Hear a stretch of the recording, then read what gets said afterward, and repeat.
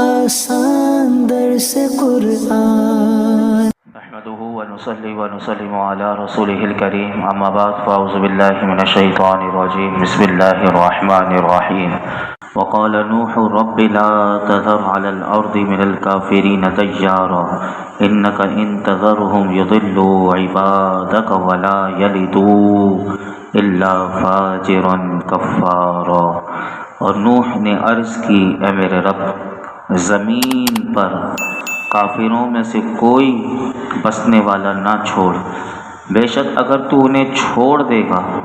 تو یہ تیرے بندوں کو گمراہ کر دیں گے اور یہ اولاد بھی ایسی ہی جنیں گے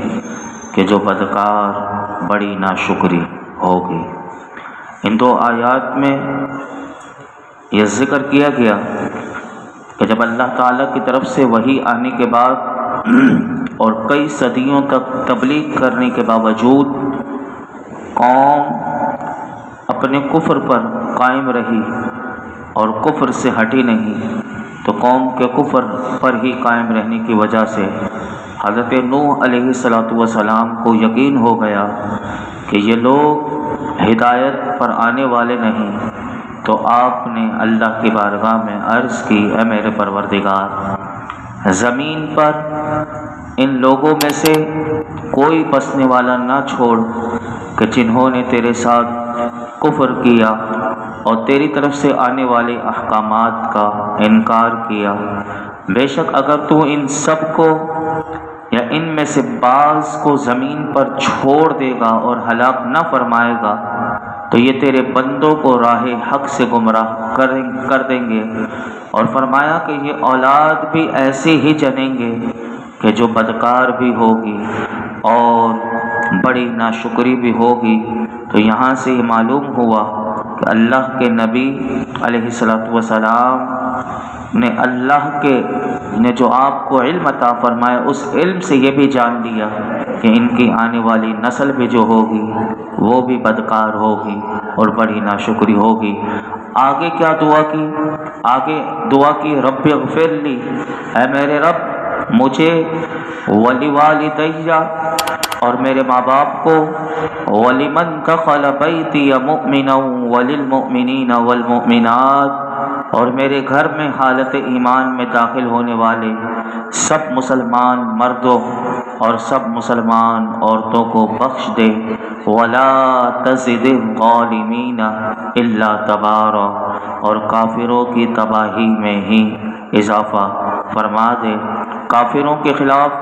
دعا کرنے کے بعد حضرت نوح علیہ السلام نے اپنے لیے،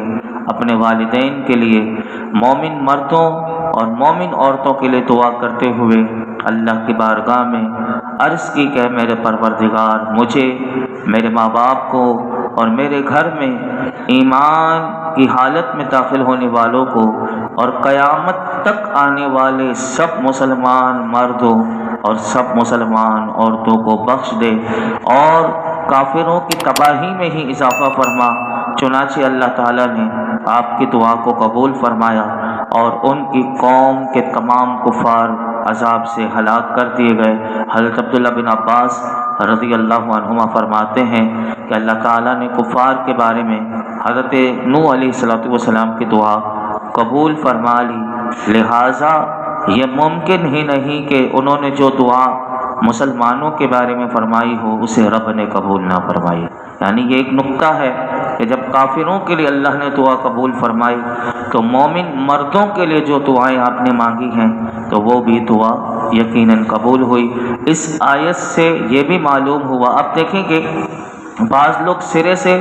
ایصال ثواب کا منکر ہو جاتے ہیں۔ اگر کسی کی دعا کسی کو فائدہ نہ دیتی تو ایصال ثواب بھی کبھی نہ ہوتا۔ یعنی جس طرح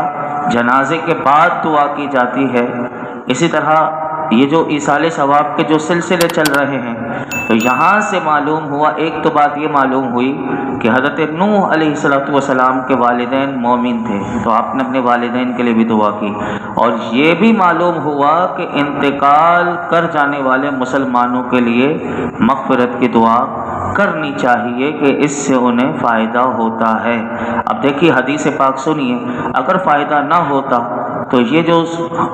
40واں سویم، یہ سب ایک ایصال ثواب کے وہ صورتیں ہیں کہ دوسرے دن، تیسرے دن، 10ویں دن، 20ویں دن، 40ویں دن، سال کے بعد۔ ویسے تو ہر دن بندہ اپنے عزیزوں کے لیے، اپنے ماں باپ کے لیے، اپنے لیے، سب کے لیے دعائیں مغفرت کرتا رہے۔ جو پڑھے ان کو ایصال کر دے، کیونکہ جو پڑھے گا اللہ اس پر اسے ثواب عطا فرمائے، وہ ان کو ایصال کر دے۔ اب دیکھیے حدیث پاک سنیے، یہ حدیث شعب الایمان میں ہے کہ کیا میرے آقا علیہ الصلوۃ والسلام نے ارشاد فرمایا، سنیے اور اس حدیث پاک کو یاد بھی رکھیں۔ حضرت عبداللہ بن عباس رضی اللہ عنہما سے روایت ہے کہ رسول اللہ صلی اللہ علیہ وسلم نے ارشاد فرمایا، میت قبر میں ڈوبتے ہوئے فریادی کی طرح ہوتی ہے، جیسے کوئی سمندر میں ڈوب رہا ہو۔ تو میرے آقا نے فرمایا میت قبر میں ڈوبتے ہوئے فریادی کی طرح ہی ہوتی ہے کہ ماں باپ، بھائی یا دوست کی دعائیں خیر پہنچنے کی منتظر رہتی ہے۔ پھر جب اسے دعا پہنچ جاتی ہے تو اسے یہ دعا دنیا اور اس کی دنیا کی تمام نعمتوں سے زیادہ پیاری ہوتی ہے۔ اور فرمایا اللہ تعالی زمین والوں کی دعا سے قبر والوں کو پہاڑوں کی مانند ثواب عطا فرماتا ہے، اور یقیناً زندہ کا مردوں کے لیے تحفہ ان کے لیے دعائیں مغفرت ہے۔ تو یہ دعائیں مغفرت کرتے رہنا چاہیے، یہ ہمیں حدیث پاک میں بھی تعلیم دی گئی۔ اور اسی لیے جو ہم نے گزشتہ کل بھی سنا تھا کہ اگر عذاب قبر یہ حق نہ ہوتا تو پھر ایک حدیث پاک میں کل عرض کرنا بھول گیا تھا، وہ بھی آپ کے سامنے عرض کر دوں کہ قبر میں بھی بندے کو عذاب، جس طرح اس کا ثبوت بھی قرآن کی آیت سے ملا تھا، تو ایک حدیث پاک بھی میں آپ کے سامنے رکھ دوں۔ ہماری ماں ام المؤمنین سیدہ عائشہ صدیقہ رضی اللہ تعالیٰ عنہ فرماتی ہیں کہ میں نے جب بھی نبی پاک صلی اللہ علیہ وسلم کو نماز پڑھتے دیکھا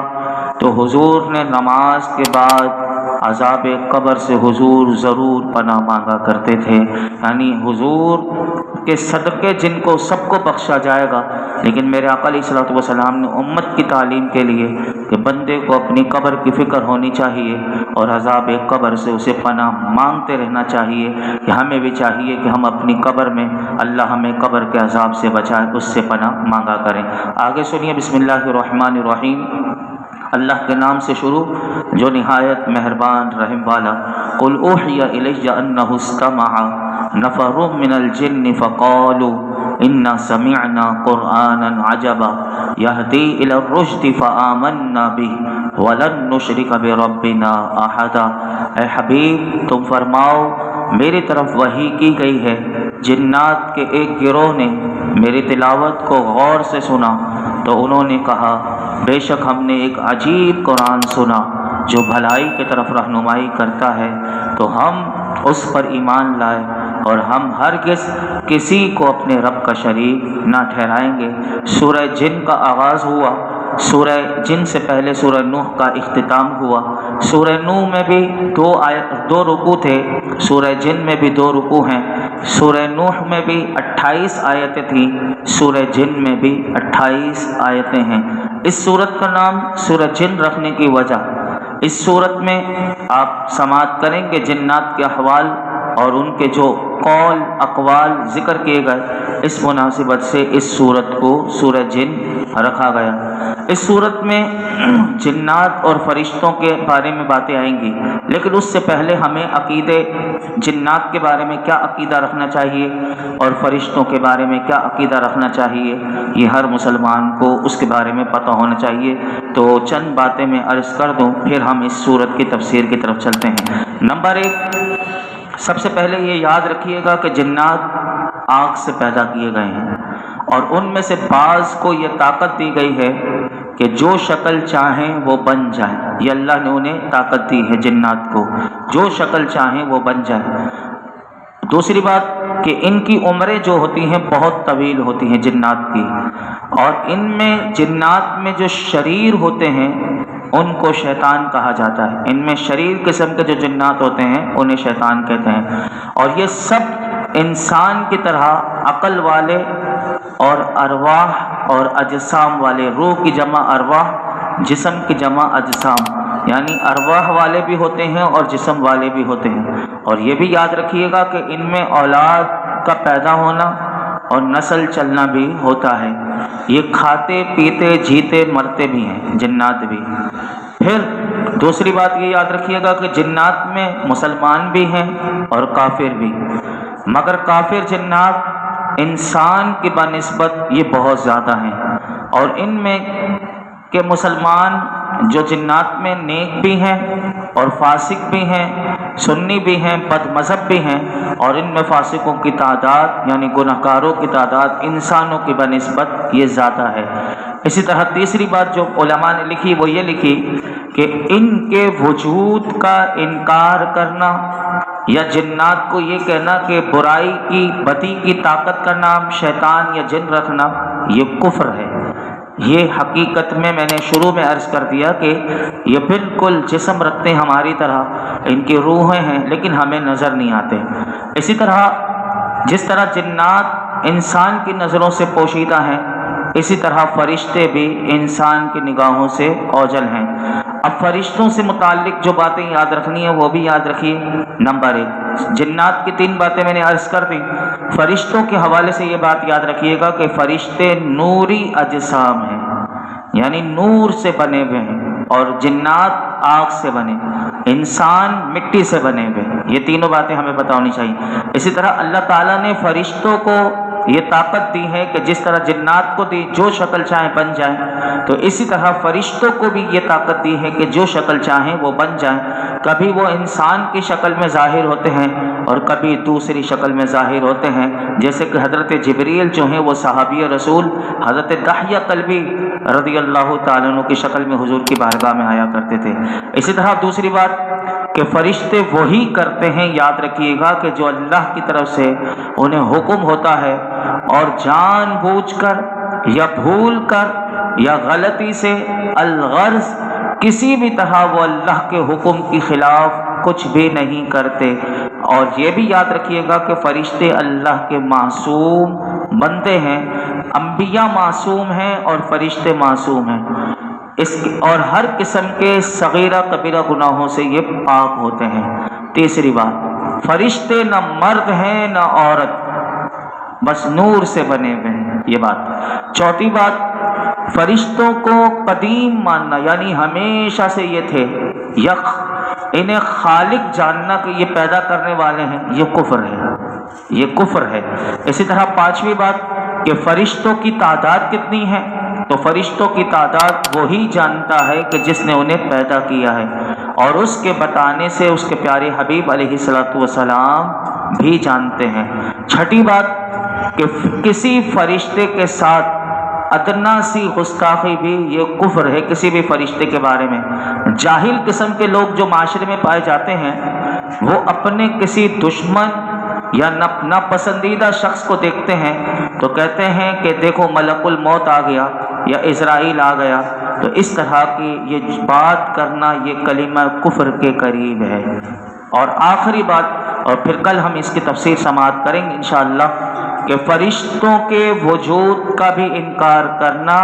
یا یہ کہنا کہ فرشتہ صرف نیکی کی قوت کا نام ہے اور اس کے سوا کچھ نہیں، یہ دونوں باتیں بھی کفر ہیں، اس سے بچنا چاہیے اور یہ باتیں یاد رکھنی چاہیے۔ اللہ رب العالمین ہم سب کا سورہ نوح کا درس دینا سننا اپنی بارگاہ میں قبول فرمائے، اور صحت و عافیت کے ساتھ اللہ اخلاص کے ساتھ ہمیں سورہ جن کے درس کو بھی سننے سنانے عمل کرنے کی توفیق عطا فرمائے۔ الحمدللہ رب العالمین،